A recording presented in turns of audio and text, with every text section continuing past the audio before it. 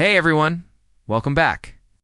In today's video, I'll show you how to change your content preferences on TikTok in 2025 so you can have more control over the kind of videos you see. First, open the TikTok app and log into your account.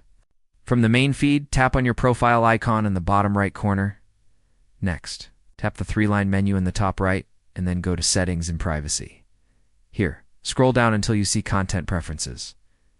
This is the section where TikTok lets you customize your viewing experience. Inside, you'll find different options like the ability to reset your For You feed.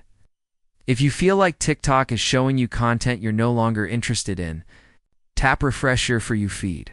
This clears your recommendations and gives you a fresh start, as if you just joined TikTok. Don't forget, you can also long press on any video in your feed and choose Not Interested to fine-tune what TikTok shows you over time, and that's it. That's how you change and manage your content preferences on TikTok in 2025, so your feed feels more personalized. If this video helped you out, don't forget to like and subscribe for more simple tutorials.